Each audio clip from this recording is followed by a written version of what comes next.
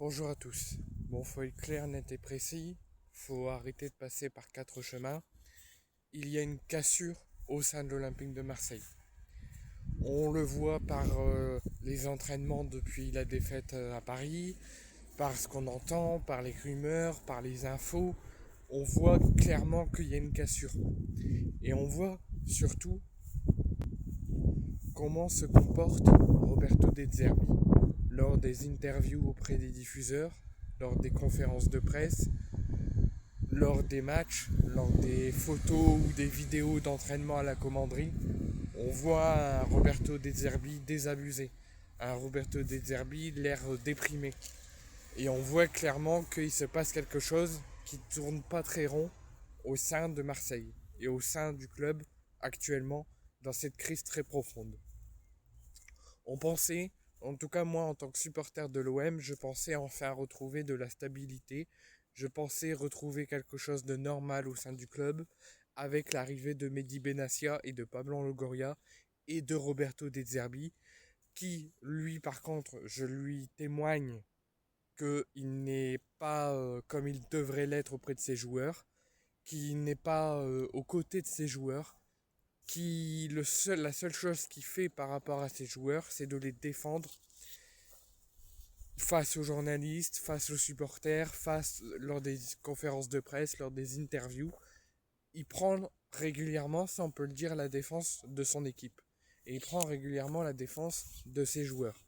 Mais il n'est pas assez proche de ses joueurs comme on a pu avoir lors de nos anciens entraîneurs, tels que Sampaoli, tels que André Villas-Boas, tels que Igor Tudor, qui étaient souvent et beaucoup sur la défense de ses joueurs et qui étaient souvent très proches de son effectif et que dès que ça allait pas, ils essayaient au maximum de trouver la meilleure solution. Maintenant, à l'OM, c'est résumé à tu défies le club, tu dégages. Tu défies l'institution, tu dégages. C'est un peu le même fonctionnement que Rennes fait actuellement avec la mise à l'écart de Brice Samba qui, pour eux, a défié le club, a défié l'entraîneur, a défié l'institution. Donc il est mis à l'écart. Là, l'OM, c'est pareil. Chancel Mbemba, pour l'OM, il a défié l'institution, il a défié le coach, il a défié l'institution. Donc, mise à l'écart. Pareil pour tous les autres joueurs. Et plus récemment, avec Michael Murillo, qui a été mis à l'écart et transféré à Besiktas. Maintenant, c'est comme ça. L'OM est résumé comme ça, et moi je trouve ça très dommage, parce que l'OM est lié à un très grand avenir, pourrait faire de grandes choses si on gérerait différemment le club. Et moi je pensais qu'avec l'arrivée de Mehdi Benassia et de Pablo Longoria, on aurait retrouvé une certaine stabilité, et qu'on ne serait pas instable comme on l'est depuis plus de 10 ans. Certes, oui, l'effectif est totalement différent de ces dernières années, et largement plus construite, largement plus renforcée, largement plus meilleure que nos derniers effectifs qu'on a pu avoir, mais il y a toujours un problème de fond.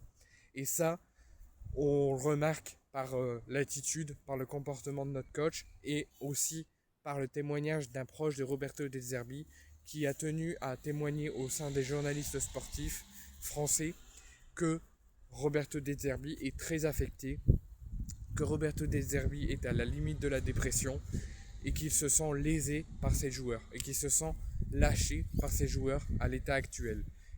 Donc ça veut dire qu'on peut penser que dans les prochains jours, une démission est tout à fait possible.